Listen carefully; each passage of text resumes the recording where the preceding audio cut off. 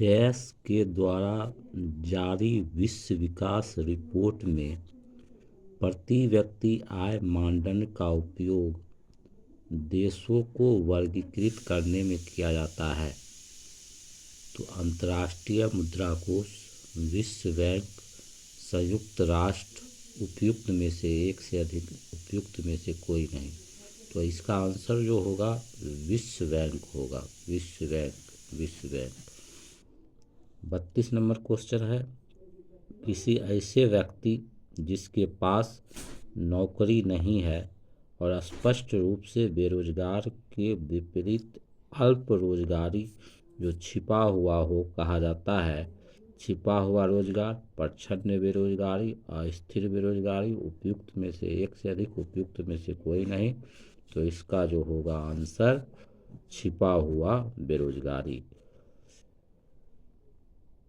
अब आइए 33 number question में, नरेगा राष्ट्रीय ग्रामीण रोजगार गारंटी अधिनियम 2005 ने भारत में कई जिलों में एक वर्ष में 10 दिनों की रोजगार की गारंटी दी है।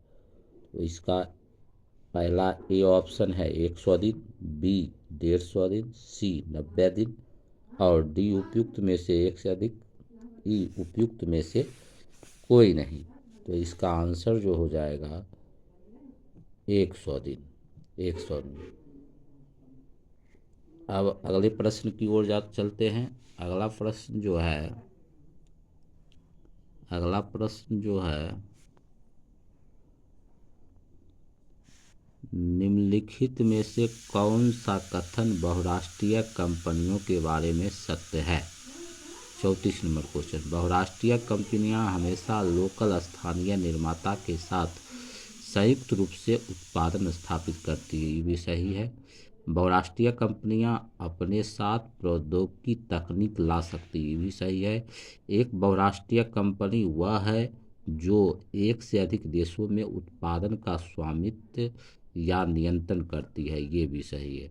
तो इसका जो हो जाएगा 34 का ए भी सही है, बी भी सही है, सी भी सही है। तो इसका आंसर जो होगा उपयुक्त में से एक से अधिक।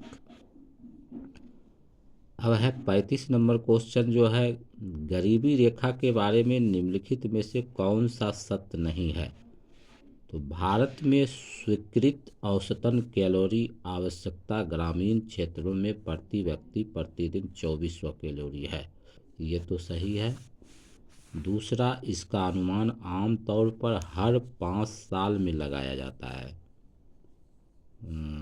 NS2 द्वारा समय समय पर इसका अनुमान लगाया जाता है।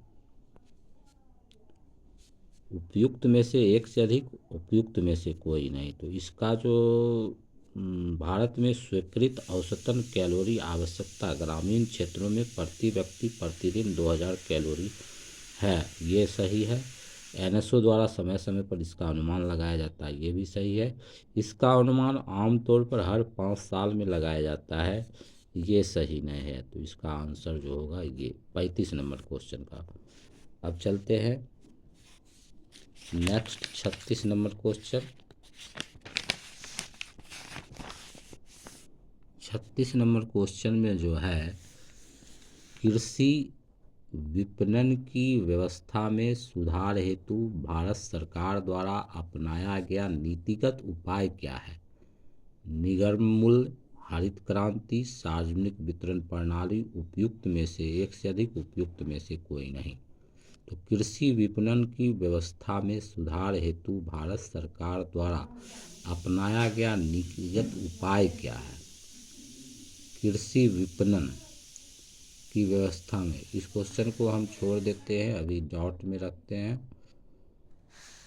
आइए 37 नंबर क्वेश्चन पर, डैश केंद्र सरकार की ओर से करेंसी नोट जारी करता है। व्यावसायिक बैंक, भारतीय रिजर्व बैंक, वित्त मंत्रालय।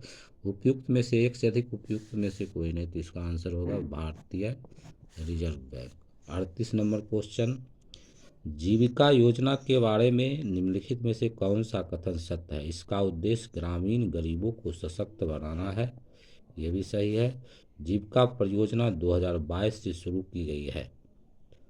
तो ये कथन तो गलत है। जीविका परियोजना आईएमएफ से सहायता प्राप्त है।